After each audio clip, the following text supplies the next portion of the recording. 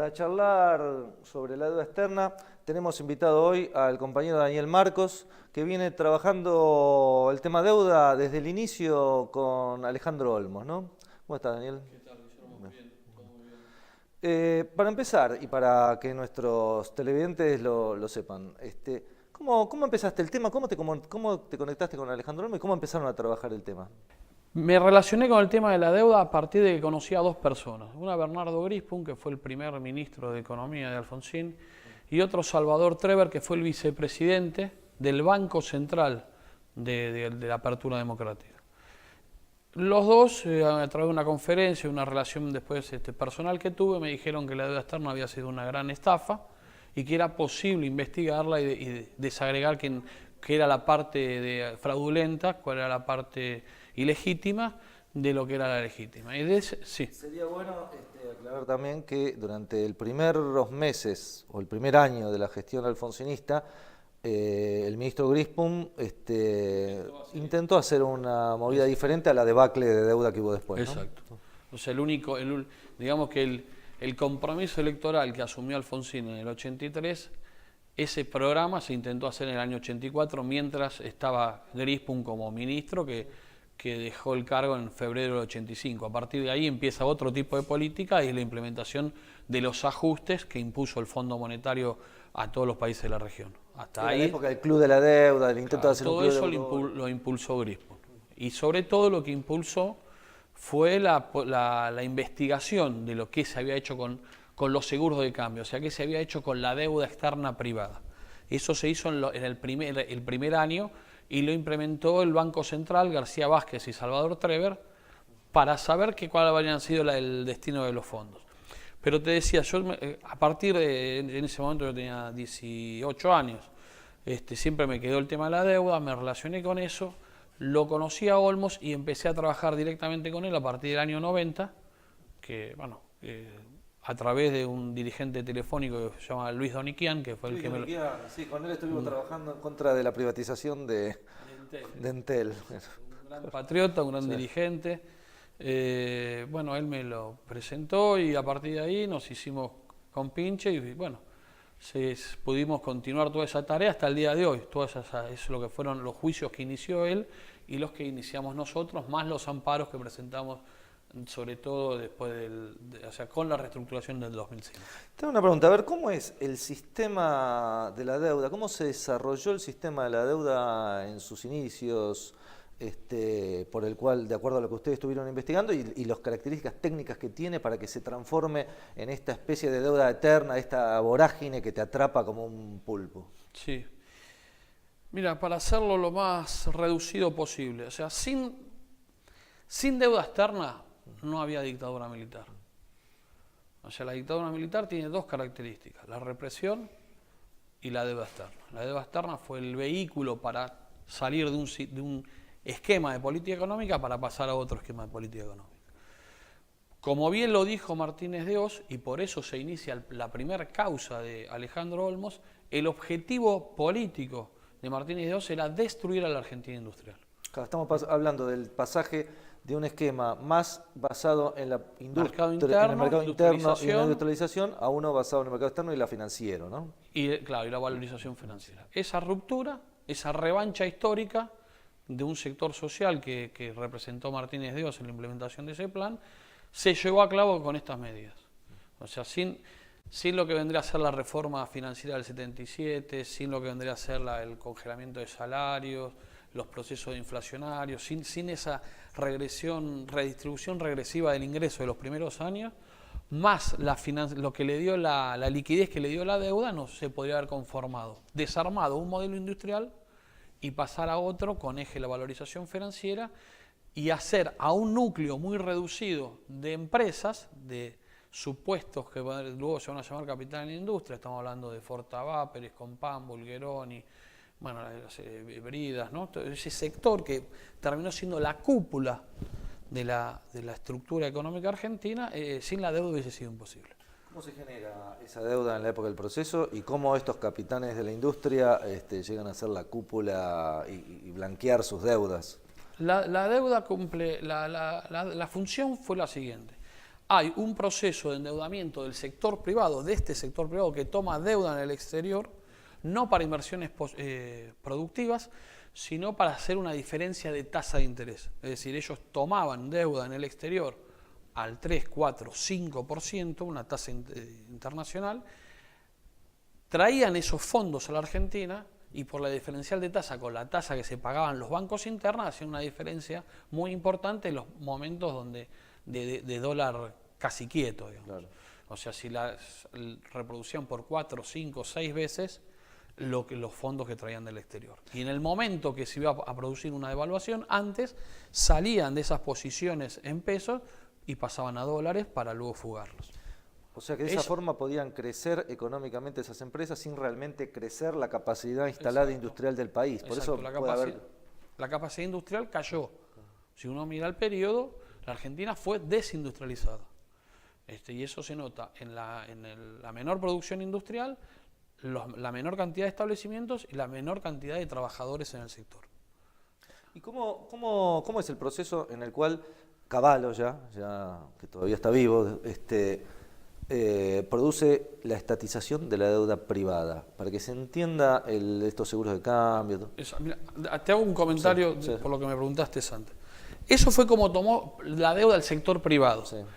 El sector público lo tomó endeudando a las empresas públicas. O sea, ¿qué hacían? Martínez Dios y Walter Klein llamaban a los directivos de YPF, de Gas del Estado, de Ferrocarriles, de Entel, y le decían que tomen deuda con tal banco, el Citibank, el Chase Manhattan, algún banco de eso en el exterior. Por más que estas empresas públicas no necesitasen de esos fondos. Entonces, esos dólares que ingresaban a Argentina no iban a YPF. ¿Qué iban? Iban al Banco Central, claro. Iban como reservas del Banco Central. Y contra esos dólares fugaban estos sectores privados que habían dolarizado los préstamos que tomaron en el exterior, que digamos, a través de la tasa de interés lo incrementaban en los bancos de la Argentina, esos pesos lo pasaban a dólares y esos dólares eran los que se habían tomado gracias al endeudamiento de estas empresas. O sea, estas empresas se endeudaban. Sí. Mediante una bicicleta financiera, incrementaban en el país y el Estado, con la deuda que tomaba, le pagaba ese incremento en dólares para que pudieran volver a sacarlo del país. Esa es la famosa, entre otras, la famosa deuda de YPF de 6.000 millones de dólares al final de la dictadura militar, donde YPF no había un solo dólar de eso. No se entiende.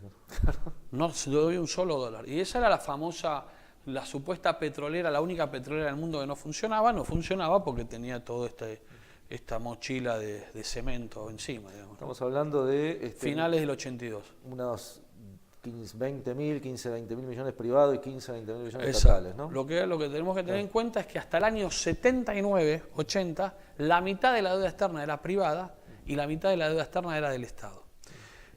Ahora voy a lo que me consultaste antes. Esta deuda privada empieza a transferirse al Estado a través de lo que son los seguros de cambio. ¿Y qué es un seguro de cambio?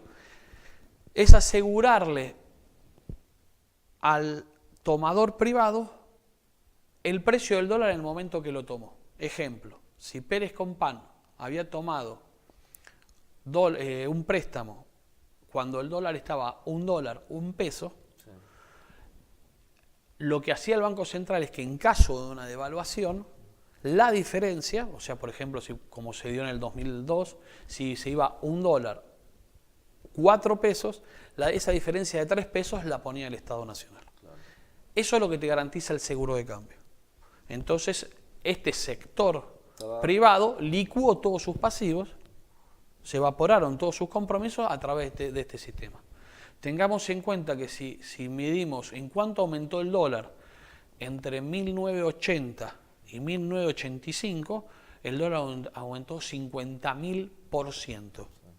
O sea, es una licuación de pasivos impresionante. Y todo lo pagó el Estado argentino, o sea, el conjunto del pueblo argentino. Mirá qué bien. Bien, digamos entonces que llegamos a la democracia en el 83, que está este periodo de Grisboom, que se intenta investigar la deuda, después Grisboom cae básicamente por también cambia la política económica y las alianzas del gobierno. Y las alianzas del gobierno. ¿Cómo empieza la nueva etapa con Surruil, ¿no? Ella es, Claro. ya es Surruil. ¿Cómo se manifiesta esa, que con los capitanes de la es una alianza con los Exacto, capitanes de la industria? Exacto. O sea, es interesante recordar esto porque esa cúpula, esa cúpula que pasó a ser los predominantes en la estructura económica, este sector privado, que se conformó alrededor de Martínez de Oz a través de las áreas petroleras que le cedió Martínez de Oz, a través de los créditos del BANADE, que fueron todos a través de la promoción industrial, que fue acaparada por este sector. Estos van a ser los que van a condicionar el nuevo gobierno democrático, digamos, y que se llamaron los famosos capitanes de industria. Que lo que hacen, lo convencen a Alfonsín que en vez de investigarlos, como había tratado de hacerlo en el año 84, los puede tomar como aliados políticos. Y eso es la llegada de Surruil, que se combina esta alianza con este sector y la implementación de los planes de ajuste, o sea, los famosos stand-by y todo eso, claro, que implementa el Fondo Monetario, que nosotros en esa época, bueno, lo que se llamaba el Plan Baker, el objetivo del Plan Baker era patear los compromisos de deuda. Es decir, cuando venía un vencimiento, se tomaba nueva deuda y se refinanciaba permanentemente. Claro, explica cómo es ese mecanismo, porque se va a repetir permanentemente. Claro. Explica cómo es el mecanismo Baker. Bueno, tengamos en cuenta esto. En el año 82 se produce la gran crisis de la deuda externa de los países del tercer mundo a partir de la cesación de pago de México. ¿Qué pasó en esa época? Todos los países estaban en condiciones de plantear la cesación de pagos. Y eso hubiese provocado entrar en crisis en todo el sistema financiero internacional, sobre todo la banca norteamericana. ¿Por qué? Porque era la que le había prestado a estos países del tercer mundo. Eso que funcionaba en sus balances como activos a cobrar, o sea, la deuda de México, de Argentina, de Brasil y del resto de los países. Hablemos que eran los 3 países concentraban el grueso de la deuda de América Latina. Sí. Si esos países se planteaban en cesación de pagos, eso que funcionaba como activos en los balances de estos bancos iba a funcionar como pasivo. Ergo, iban a entrar en una situación de crisis y de posible quiebra del sistema financiero. ¿Cómo evitó la banca internacional esto? A través de lo que fue la implementación de los planes Baker. Es decir, que ningún país... Baker era el secretario del Tesoro. Exacto. Que ningún país plantee la cesación de pagos, ni formalmente, que es lo que le impidieron a la Argentina en marzo del 84, y que se empiecen estas reestructuraciones permanentes. O sea, venían grandes vencimientos de deuda y el Fondo Monetario te hacía un préstamo stand-by. Entonces vos hacías figurar como que pagabas esa deuda con esos fondos y volvías a sentar esta nueva deuda. Todo contable, nunca plata contable, que nunca entran, miles de millones que quedan, se incrementan a la deuda, pero... No pagás nunca el capital, claro, pero una parte de los intereses sí se pagó. Y la Argentina a partir del año 86 paga un promedio de 5.000 millones de dólares por año, 86, 87, y en el 88 vuelve a entrar en cesación de pagos, pero el plan de ajuste ahí resulta. ¿Por qué? Porque la Argentina logra un superávit comercial que le permite pagar esos intereses en un promedio de 5.000, 6.000 millones en esos 2 años. Luego entra en crisis nuevamente el plan austral, la cesación de pagos y la salida del gobierno. Todo, o sea, un plan de ajuste, pago que te permite pagar la deuda, sí, pero que a su vez no te hace disminuir la deuda porque pagás los intereses o una parte de los intereses, se incorpora al capital lo que no pagás más el capital que ya tenías. Exacto. O sea que Alfonsín ingresó con 45.000 millones de dólares y se fue con 62.000 millones de dólares, habiendo pagado y refinanciado deuda, ¿no? ¿Y con Menem cómo sigue la cuestión? Bueno, ahí hay un cambio en la política internacional. Así como en el año 82-83 hubo que impedir que entren en crisis el sistema financiero, una vez que salieron de ese atajo, se implementa lo que va a ser, lo que se dio como política alrededor del año 82-83, cuando el sistema financiero internacional se planteó que iban a cobrarse la deuda con los activos públicos de nuestros países. Las empresas públicas. Exacto, tierra, las famosas privatizaciones no es ni una idea ni de Terráneo ni luego de Cavallo, sino está dictada por el sistema financiero internacional. Porque sobre todo porque antes que Menem, durante el final del gobierno de Alfonsín, se había hablado del lápiz rojo, ¿no? Eso lo hizo su candidato Angelos. Angelos. Pero el primer decreto de privatización periférica se dio conterráneo en el año 86. Era parcial, ¿no? Menem fue bien audaz. Claro, exacto. En ese momento, Terráneo planteó que traigan $1 genuino y $1 de deuda externa, que ahora vamos a explicar qué es ese dólar de deuda externa. Y Kissinger vino a la Argentina y dijo, no, nosotros nos vamos a cobrar la totalidad de la deuda con el activo de las empresas públicas. O sea, no vamos a traer ningún dólar de legítimo, del real, digamos, físico. A ver, ¿cómo funcionó eso durante el gobierno de Menem? El asunto fue así. Toda esta estatización de deuda y todas estas renegociaciones generaron una serie de pagarés. Tenían dos nombres. Uno se llamaban Bonot y otro se llamaban Promissory Note. Eran unos papeles como el que tenés en la mano que el Banco Central le daba a nuestros acreedores, a nuestros supuestos acreedores para pagos futuros, compromisos de pago futuro. Estas fueron todas las reestructuraciones. Los seguros de cambio fueron papeles como estos y las reestructuraciones de las deudas de los estados fueron papeles como estos. Estos papeles son los que nos van a traer cuando nos compran las empresas públicas. O sea, cuando ellos compraron Entel, cuando compraron Gas del Estado, cuando compraron YPF, nos trajeron los papeles de esos compromisos de la deuda del 80. Pero nunca bajó la deuda. Bajó formalmente en el año 92, Sí. donde una parte, alrededor de unos 15.000, 18.000 millones de dólares, se cambiaron papeles por activos, claro, o sea, por empresas, por un esfuerzo de más de una generación de argentinos, y el resto se pasó a un nuevo bono. Ya no era más una deuda del Estado argentino con los bancos, sino era el Estado argentino con un cambio de modalidad que eran bonos. Es como una acción para que la gente lo tenga. Eso cotiza en bolsa, ¿no? Eso cotiza en bolsa, lo que no pasa. Que empezó en esa época, que es lo que ahora vemos que se vende deuda a tanto interés, tanto interés. Bueno, vamos a seguir con este tema en el segundo bloque, porque hemos acabado el primer bloque, está muy interesante este tema y lo seguiremos analizando más adelante en el siguiente bloque para ver si podemos llegar a entender cuál es la nueva filosofía o la vieja nueva filosofía que se está implementando en este momento bajo el gobierno de Mauricio Macri.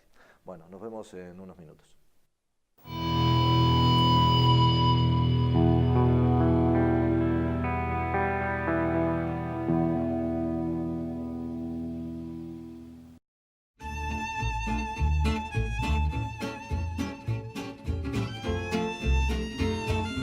Muchas cosas que nos arrima hacerla hoy en día, tener una justicia social acá adentro. ¿Sí? Por ejemplo, acá la de Sisaco ni agua potable nos da, hoy la tenemos nosotros, la compramos. Muchas cosas, la ropa, por ejemplo, tenemos la ropa de primera, botines, que la compramos nosotros con nuestro trabajo. Entonces hemos conseguido muchísimas cosas con una fábrica antes privada que facturaba 17 millones de dólares por año. A veces nosotros teníamos que hacer paro para que nos den la ropa. Así que cambió muchísimas esas cosas y la manera de trabajar.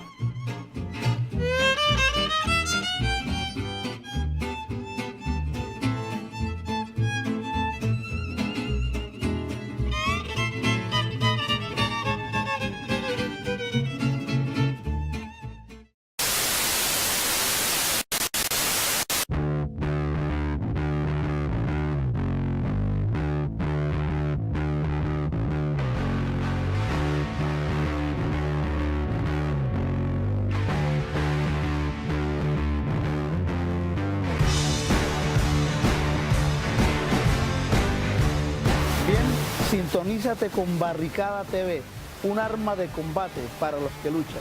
Venceremos. Barricada TV, firme junto al pueblo, posta.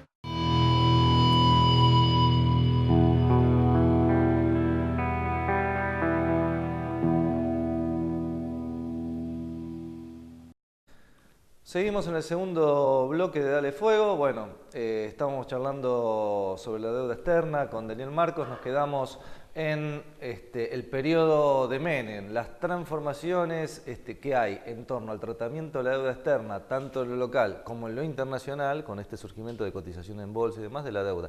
Igualmente hay una cosa que dejamos en el tintero, ¿no? En el 83, Melconian, el actual importante personaje de este gobierno, ya tiene un rol, ¿no?, en el tema de la... Sí, ahí lo que hay es, que a veces pasa por alto, es que una camada de supuestos muchachos jóvenes de la época del Banco Central de Martínez Dios, continúan en el banco y es los que van a emerger en el segundo periodo Alfonsino, o sea, en la etapa de los ajustes, del 85 adelante, que es la banda de Machinea, Claro. de esa banda de Kigel, Daniel Marx, y entre ellos Melconian. Melconian era el jefe del departamento de deuda externa. Y hay algo que no desarrollamos, que fue lo que impulsó Grispun y García Vázquez como investigación de la deuda privada, claro, donde ahí se armó un cuerpo de auditores que fue a chequear qué habían hecho los privados con la deuda externa, que se aprovecharon de los seguros de cambio. Y ahí saltaron todas las anomalías que hacen que uno pueda decir que la deuda es fraudulenta e ilegítima, de la parte de lo que vendría a ser la parte de los privados. Esa investigación se llevó a cabo, hay muchas auditorías de eso, y se cerró, el Departamento de Deuda Externa cerró con un escrito que dice, más allá de que esta deuda es ilegítima, se toma como deuda legítima de la deuda externa argentina la deuda de Cogasco y las otras deudas que habían sido cuestionadas. Y eso lleva entre ellos la firma como jefe del departamento de Melconian, de Marx, de Eilbaum, de un conjunto de directivos, que es la segunda etapa de Alfonsino. O sea, en Argentina hay muchas discontinuidades, pero hace 40 años que hay una continuidad en esa área, ¿no? Exacto. Bueno, volvamos al periodo de Menem. ¿Cómo es el tránsito hacia la deuda Menem? Esta deuda que había sido cuestionada, que era la mitad privada, que pasa a ser del Estado, y que tiene un montón de reestructuraciones. A partir de la época de Menem se implementa lo que es el Plan Brady, que en sí se llamó el Plan Financiero del 92, que es lo que implementa, que es lo que hace, lo que implementa Cavallo como ya ministro de Economía, pero es el plan que arman los organismos y sobre todo los 13 bancos acreedores, supuestamente acreedores, de la Argentina manejados por el CITI. Claro.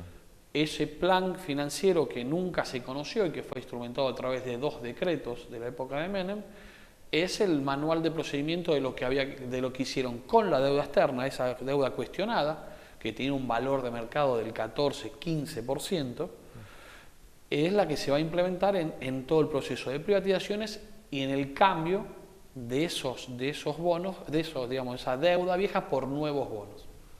Con esas deudas viejas se quedaron con todas las empresas públicas y el resto se cambió por nuevos bonos, que son los famosos bonos Brady, que empezaron a operar en bolsa. ¿Cómo es, para aclarar este tema que siempre, sin duda, la amplia mayoría de la gente y inclusive de los militantes, de la gente que está interesada en los temas, le resulta tan nebuloso? ¿Cómo puede ser que la deuda cotice en bolsa y tenga valores de golpe? Vos debés 100.000, pero si está el 10%... No, esos son dos... A ver, digamos, para que se entienda esto que dije así a la ligera, el valor del 14% eran que esos papeles que habían sido cuestionados y que el mercado internacional sabían que eran de dudosa cobranza, que eran todos los papeles que había dado el Banco Central de la República Argentina a la banca acreedora, el valor real, si vos lo querías comprar en el mercado financiero internacional, valía el 14-15%. Es decir, por una lámina que decía $100 nominal, vos la comprabas a $14-15. Lo que pasa es que ellos trajeron esos papeles y el Estado argentino les reconoció el valor nominal, o sea, el $100, por lo que ellos habían pagado 15 o tenían en sus activos como deuda a cobrar. Y con eso nos compraron las empresas públicas. Es decir, doy un caso, Entel, si decía vale $1.000 millones, ellos te trajeron $1.000 millones en estos papeles que hicieran $140 millones. Ajá. Así se rifó todo ese cambio públicas que decíamos de deuda por activos del Estado. Exacto, esa política que había dado Kissinger al 82-83 se concreta a principios de los 90. Y lo otro que me preguntabas es, para que se tenga una idea, los estados en la década del 60 tomaban deuda de los organismos multilaterales, le pedían plata al Fondo Monetario, al Banco Mundial. Sí. a partir de los 70, los estados le piden a ellos, pero aparte le piden a los bancos, es decir, la Argentina se endeuda con el Citibank. Y en todo caso el Citibank hace una sindicación de bancos, junta la plata y viene y te la presta. Claro. A partir del 90 lo que hay es colocaciones en el mercado financiero. Entonces ya lo que colocan los estados son títulos públicos, bonos públicos, Claro. que son estas láminas que dicen $100 y que se venden, se colocan en el mercado internacional. Y lo puede tomar tanto como un fondo de pensión, un banco, una empresa o un particular. Y después hay un mercado secundario donde vos comprás y vendés. Y ahí va fluctuando el precio. Puede estar al 70% de su valor, al 50% de su valor, al 100%, como están los bonos hoy argentinos, están al 100% de su valor. ¿Y puede tener más del 100% del valor? A veces sí, porque tienen que cobrar los intereses. Claro. Hoy se está dando, con algunos bonos argentinos, se está dando eso. Pero generalmente, en la década del 30, todos estuvieron bajo la par. Estaban al 50% de su valor, al 30%, como los Brady's en su final, o toda la deuda pública que entró en cesación de pagos en el final de la Rúa, que estaba 28, 30, 40%. ¿Y qué pasa si un Estado compra la deuda al 28%? Lo puede hacer exacto, y eso se ahorra un 60%. Exacto, eso se hace, lo que pasa que vos en ese momento estarías moviendo el mercado, Sí. entonces los vendedores te exigirían un más. precio mayor. Eso Claro, se es hace, lógica del mercado. se hace, pero bueno, es una de las formas de sacarse deuda. ¿Qué es lo que está haciendo en este momento, pero acordado Prat-Gay con los cupones del PBI? La deuda que colocó estos días Sí, es para 2.000 recomprar los famosos cupones ligados al PBI. Está haciendo eso. Sí. Pero esos cupones eran cupones... Ese es un regalo que hizo Lavagna a los que participaron del canje en el 2005 Claro. y que les hizo un regalito. Miren, si ustedes aceptan el canje de la deuda, aparte nosotros les damos estos bonos. Si crece la Argentina más ¿Son de bonos en pesos o bonos en dólares? bonos en dólares Bonos y en bonos dólares en también pesos. son, total. Si, está en las dos situaciones.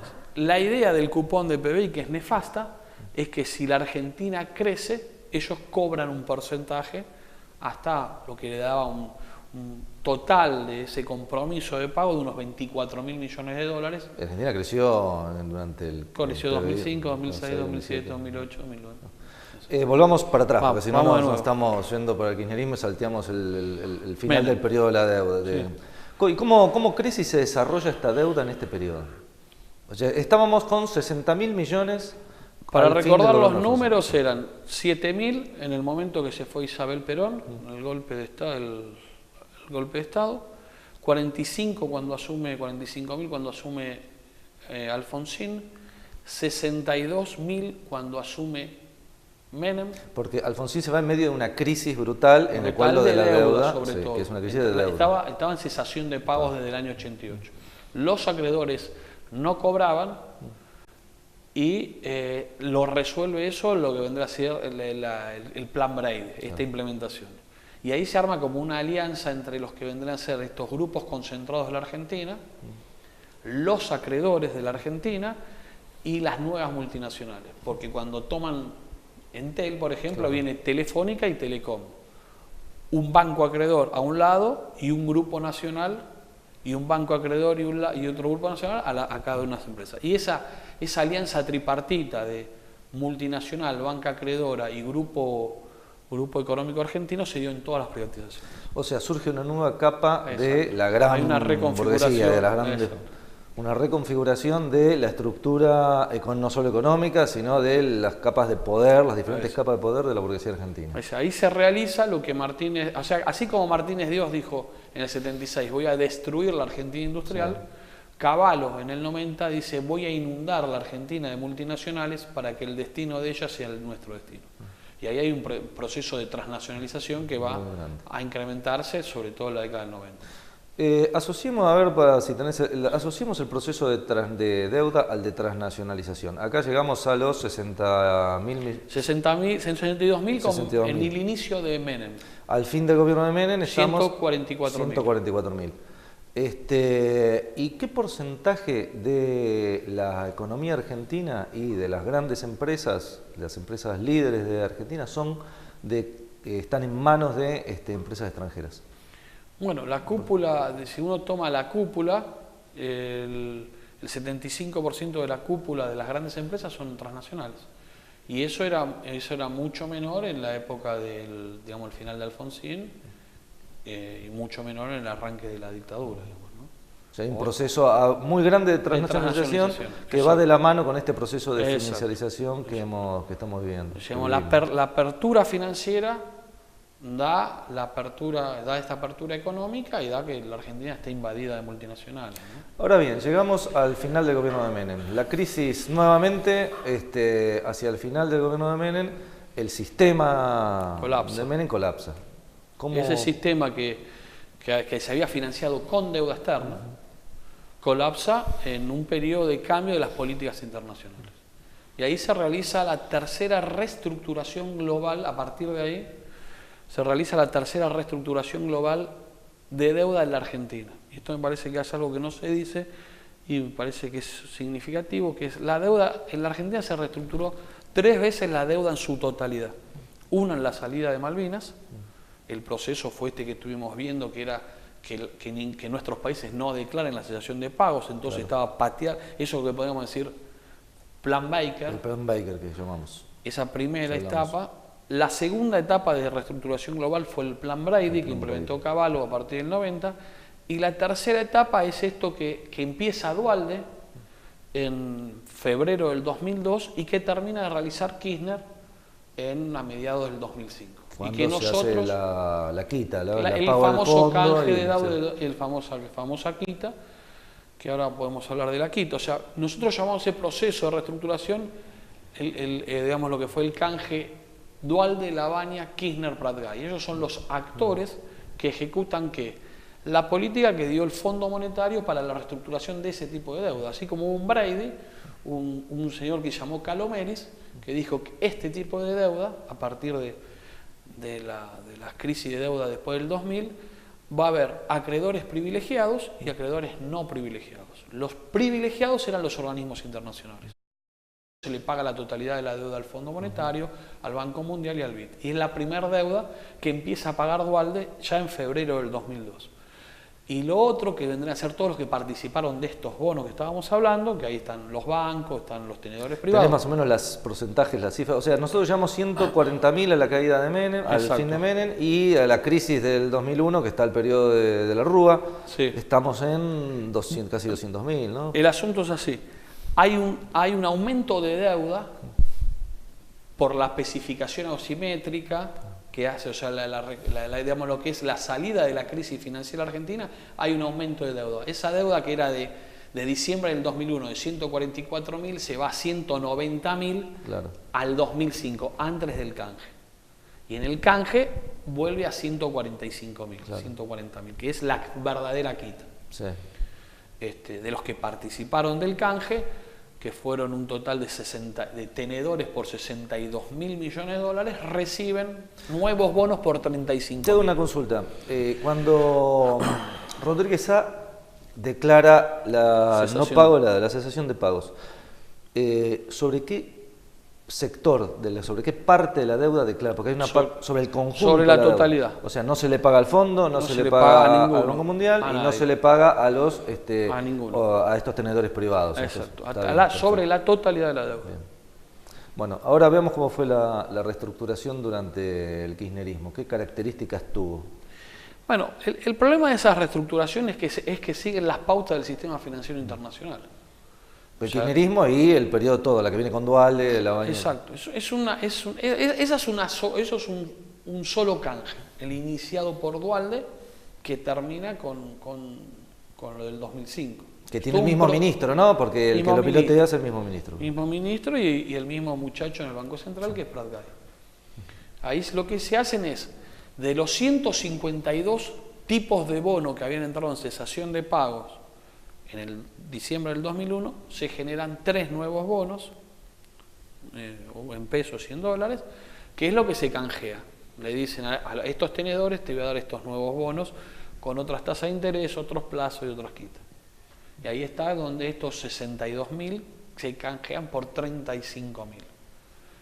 A eso hay que sumarle el regalo de los cupones del PBI. Esa gente recibió unos 12.000 millones de dólares durante Más. todos estos años, más una parte que no estaba ahí, pero que estaban en el canje, que es unos intereses que se iban capitalizando, que eran unos 11.000 millones de dólares más. O sea que recibieron eso, aparte de la quita, Lo fueron como- recibiendo lo a medida que pasaban los años. Exacto. Y tenía que rendirse, cada año se rinde.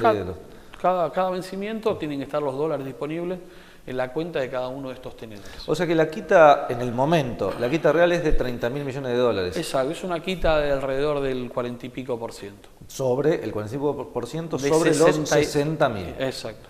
Claro, más los 10.000 millones que Aparte se le fue al tenés fondo. que, o sea, si vos le sumás estos dos regalos, Eso la sería. quita termina siendo real, que es lo que dijo Prat Gay cuando asumió. La quita real fue del 15%. Esa fue la quita real de ese volumen de canje. ¿Cómo pasó, digamos, y qué diferencia podemos encontrar? El kirchnerismo inicia un tratamiento diferente, digamos, esta quita y un tratamiento diferente. ¿Cuáles son las diferencias que hay entre el tratamiento previo y el tratamiento? Porque uno escucha a Cristina o escucha a los funcionarios kirchneristas, te dicen, bueno, tenemos menos deuda en relación al PBI. Bueno, eso puede ser por el crecimiento del Eso es PBI, real. ¿no? Tenemos una deuda que manejamos nosotros y no Exacto. está atada a organismos internacionales. ¿Cómo funciona? Más Bueno, en pesos que en eso dólares. es real, eso es real, es una deuda que en relación al PBI, como vos decís, es menos, o sea que si ellos quieren decir que eso es desendeudamiento, bueno, que se siga diciendo eso.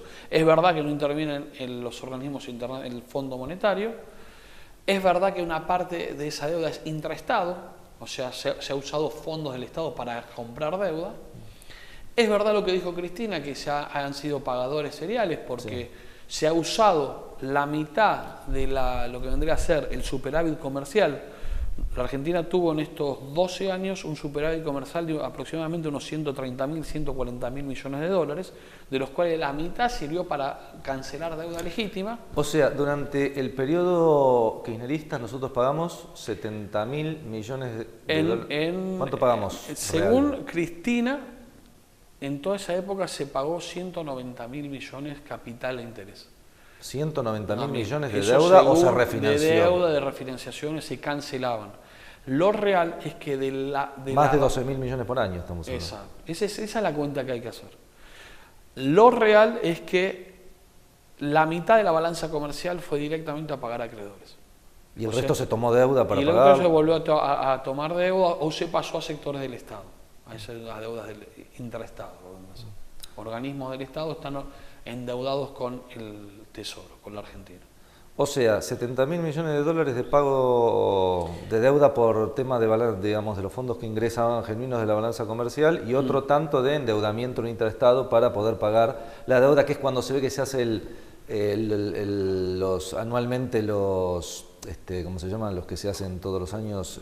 Cuando se vota el presupuesto. Cuando se vota el presupuesto, que se vota Hay un una partida, endeudamiento, claro, una partida para exacto. deuda, esa es la partida que iría sumándose a la de la balanza comercial. No, si nosotros queremos ver así la totalidad, ¿de dónde salieron los pagos de deuda y las transferencias de ingreso, la redistribución del ingreso tan regresiva? En el inicio de la dictadura, de la regresión de los ingresos entre los asalariados y los no asalariados, y lo que se fue tomando como deuda. En la época de Menem lo que hay, se financia toda esa salida de capital y ese endeudamiento con algunas inversiones de empresas extranjeras y el proceso de toma de deuda así constante que hizo el BNB. Y la forma de financiar, digamos, del 2000 en adelante, del 2012 en adelante, fue con una balanza superavitaria del comercio. Porque no nos olvidemos que el periodo de Menem tuvo términos de intercambio Negativos. sumamente desfavorables, ¿no? Negativos todos los años. Que eso, y que al Eso fondo- se financió con deuda. Esa es la diferencia del periodo post-2001, de cambio a nivel mundial la relación entre los países productores de materias primas y los países... El déficit de balanza comercial y el déficit público se financió todo con deuda externa en los 10 años de Menem. Vos decís, ¿y tenés en mente cuánto se pagó de deuda real en el periodo anterior al kirchnerismo, durante el menemismo, por ejemplo? No tengo ese dato, ahora no te puedo, pero era un pago constante, o sea, se pagaba deuda, se tomaba deuda y se pagaba deuda, se tomaba deuda y se Claro, pagaba. porque- Ten en cuenta que la porque hay una Argentina parte de la tomó deuda a un promedio de 8.000, 10.000 por año en la época de Menem y se pagó deuda en dimensiones similares.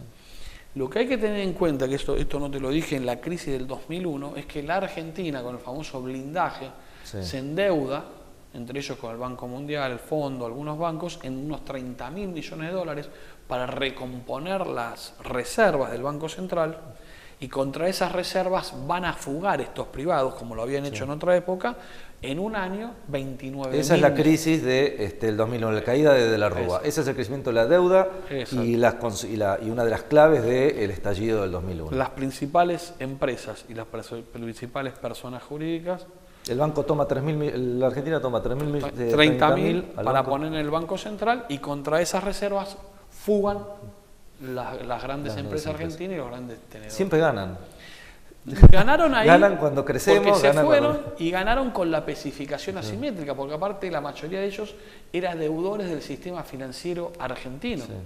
Entonces, para buscar algunos ejemplos, vos lo tenías a Pérez Compán, que había vendido su empresa en 1.800, 1.900 millones de dólares, que es lo que fuga, eso lo investigó la Cámara de Diputados, el famoso informe de Icola, que quedó registrado.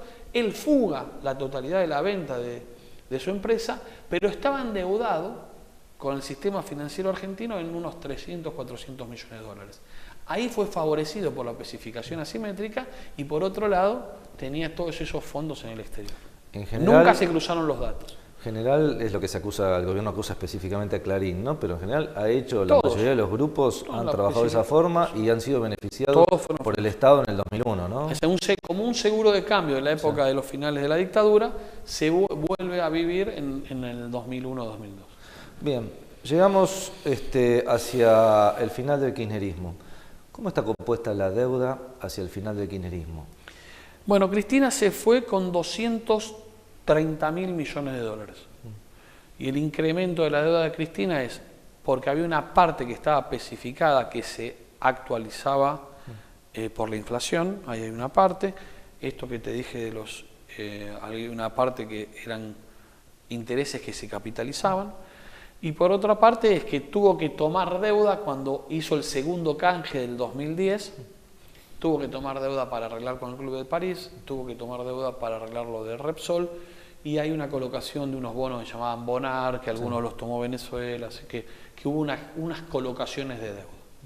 Eso lleva a que Cristina se vaya con unos 230.000 millones de dólares, y hoy la deuda está en 260, 265.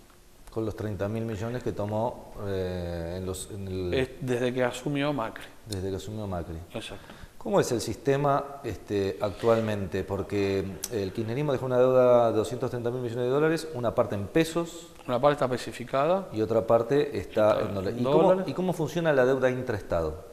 La deuda son vencimientos. O sea, esto que algo que no completamos antes era una deuda administrada, la de la época de Kirchner. O sea, tengamos en cuenta que a De la Rúa le estallaban todos los días un vencimiento de deuda. Sí. Y los vencimientos de deuda es tal día tiene que estar los dólares en cada una de estas cuentas.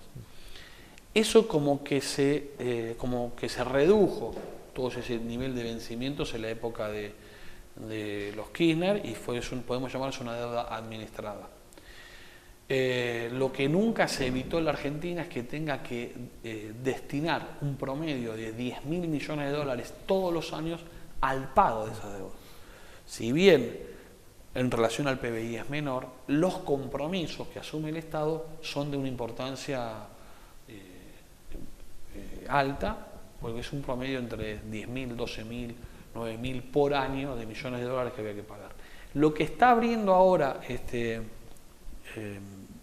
Macri es un periodo similar a lo de Menem, o sea, son colocaciones en el mercado financiero internacional que te van a exigir estar colocando deuda casi permanentemente.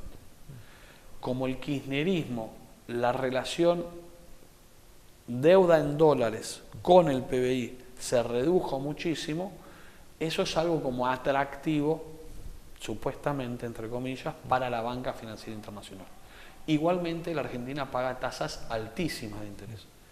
Todo lo que colocamos hasta ahora es del 7 al 8%, cuando la tasa de interés internacional es el 1%, y la tasa que le están exigiendo a las provincias, que ahora están recorriendo el mundo, ahí salió el Chaco, Mendoza a buscar guita, está alrededor del 9%.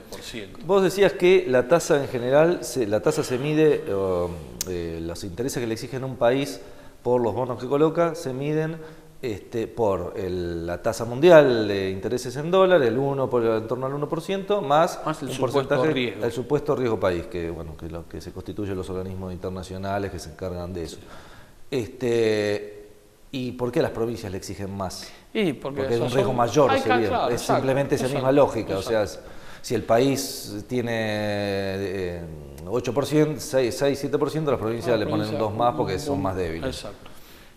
Digamos que es algo erróneo porque las provincias en sí tienen primero que las provincias no tendrían que salir al mercado internacional, mucho menos un municipio. Pero lo concreto es que cuando entraron en crisis todas las provincias en el 2001, el Estado Nacional se hizo cargo de esas deudas. Y la garantía era la coparticipación federal. Sí. O sea que son tan pagadores como el Estado Nacional. Sí, es el Estado argentino se hace cargo. Si una provincia quiebra, el gobierno nacional no puede evitar hacerse cargo. Exacto. Era el famoso, unos bonos que llamaban Bogar, que se tomó todas las deudas de las provincias por este nuevo bono que se le entregaron los acreedores y eran unos 14.000 millones de dólares. Esa deuda en el 2001, de todas las provincias.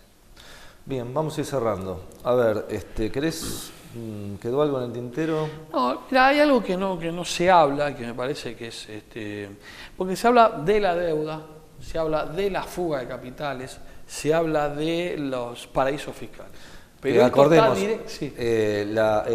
Sturzenegger acaba de decir, sin duda con cifras moderadas, que según datos del Banco Central, lo que se fugó son 260.000 millones de dólares. Sí, lo llaman elegantemente activos de argentinos en el exterior. Activos de argentinos en el exterior. Y en estos 3 meses de gobierno se formaron 6.200 millones de dólares. De dólares activos en el exterior, o sea que se fugaron 6.200. Ni a Macri le tienen confianza. Se van igual como se fueron en estos últimos 40 años. O sea, lo que hay que ver es que la constante es este comportamiento de esta clase dominante o este sector dominante que dolariza permanentemente el excedente argentino y lo fuga. Entonces hay una relación directa entre deuda externa, que facilita los dólares para que lo puedan fugar, la fuga de capitales y los paraísos fiscales. Es decir, no es una casualidad que Macri tenga los paraísos fiscales, lo tiene casi todos estos sectores, lo tienen en paraísos fiscales. Saltó Melconian, saltó Prat Gay, que tampoco lo tenía declarado, y él es testaferro de la familia Fortabá, lo fugó en el 2007. Tenemos un gabinete todos tiene sus millones de dólares en paraísos fiscales. Exacto. ¿Qué confianza podemos tener? Una de las cuentas en paraísos fiscales de Macri es de 1981. Es en el momento donde toma deuda con la época de la dictadura, que es la que se termina estatizando, y ya esa guita ya queda fuera. Y eso está en un paraíso fiscal. Desde esa época, no me acuerdo cómo se llama la cuenta, pero la empresa, pero es una constante. Entonces, esta supuesta clase dominante o sector preponderante de la economía argentina, que es la que remodela permanentemente y que pide que estemos abiertos al mundo para que ingrese dólares, es de la gran fugadora. Según organismos internacionales, la verdadera fuga de los argentinos es 400.000 millones de dólares. A lo largo de todos estos años. O sea, hoy los argentinos, este grupo reducido, tiene 400.000 millones de dólares afuera, casi un PBI. 400.000 millones, más las cifras de pago de la deuda, que ya vimos cientos de miles de millones, podríamos decir, a lo largo de todo el periodo. Estamos hablando de que otra Argentina completa. Exacto, está afuera. Y es una constante, la Argentina tiene una debilidad permanente, tiene, digamos, 3 grandes sectores que son de salida de divisas, que es uno, el pago de deuda, otro, la financiación de estas fugas de capitales, y otro es toda la situación que tenemos con las transnacionales. A través de dividendos, pago que de sería deuda, otro elemento más, que eso no es ni fuga de capitales, ni formación de activo exterior, ni pago de deuda. O sea, el pago de dividendos de las transnacionales sumamente liberalizado a partir del menemismo, a partir del proceso ya, ¿no? A partir del proceso es brutal. Se facilita con la nueva ley de inversiones extranjeras de la época de Menem, Eso continúa hasta el día de hoy y eso es una manguera de fuga, de salida de divisas permanente. Que la Argentina tiene que disponer, para buscar números redondos, de unos 30.000 millones de dólares como mínimo, para decirlo así, para garantizar estas salidas. No es una pregunta para desarrollar, pero para cerrar. Nosotros tenemos un país donde tiene una manguera que sale para afuera todo el tiempo. Esa manguera se cierra. Sí. ¿Bastaría nacionalizar el comercio exterior y la banca y una ley de inversiones extranjeras que controlara esas inversiones? ¿Eso sería una solución, al menos desde el plano técnico, con el cual 500.000 millones no se irían, o por lo menos irían muchísimo menos? Si bien hoy es mucho más sofisticado los procesos de fuga, digo. pero sí tenés que cambiar la ley de inversiones extranjeras porque les facilita que ellos puedan sacar lo que quieran en el momento que quieran. Eso es lo que pudo con esas maniobras frenar Moreno en esos años. Que en los últimos años del kirchnerismo se frenó eso, ¿no? Por eso también lo atacaron más, ¿no? Exacto, se van por eso, no por los modales. Claro. La crítica era por eso. Entonces tendrías que sí o sí cambiar la ley de inversiones extranjeras, tendrías que sí o sí tomar el control de todo el sistema financiero argentino, tendrías que sí o sí controlar lo que es el comercio exterior, porque ellos son los que te dicen si liquidan o no las divisas y son los que te dicen sí o sí tengo dólares o no. Eso habría que hacerlo como mínimo, como para arrancar. Y lo que habría que plantear es la cesación de pago de una revisión total de la deuda externa. Bien. Eso como mínimo, digamos. Bueno, es lo que se viene luchando desde hace décadas, ¿no? No nos olvidemos de los 26 puntos de la CGT que tenían como primer punto la moratoria. La moratoria de la deuda externa, allá por la época de Alfonsín. Bueno, agradecemos al compañero Daniel Marcos. Hemos tenido un pantallazo bastante completo sobre el tema de la deuda, desde sus orígenes actuales, ¿no? De sus orígenes con el proceso, hasta el presente, y seguramente tendremos mucho más, un trayecto más largo, desgraciadamente, en este tema, que nos va a seguir obligando a estudiar el tema y seguir luchando en contra de esta permanente drenaje de la riqueza argentina hacia el exterior. Bueno. Gracias por haber estado presente acá. Gracias por la invitación. Te cierro con esto. Sí. Que Dale. Hay un delito de ejecución continuada en toda esta deuda. La deuda de hoy está directamente relacionada con la dictadura. Y eso es lo que facilitan las causas abiertas de la justicia. Hay una causa de la justicia, que es la causa Olmos. Que esa está cerrada, que dijo que es fraudulenta y ilegítima. Y hay dos causas más. Una que es del Braille en adelante y otra que abrimos con el hijo de Olmos por defraudación a la administración pública por lo que vendría a ser la estatización de la deuda externa. Bueno, en otro programa hablaremos. Que es está relacionado con esto. Esta es la base y ahí está la operación de intentar que se vuelva a revisar la deuda y se vuelva a tomar en cuenta que tiene un origen ilegal, por lo menos, y una parte sustancial podría ser declarada fraudulenta, ¿no? Bueno, en otro programa charlaremos ese tema, que es muy importante. Y agradezco a todos los televidentes. Nos veremos la semana que viene en un nuevo Dale Fuego, aquí en Barricada TV, en IMPA, en la primer fábrica recuperada del país.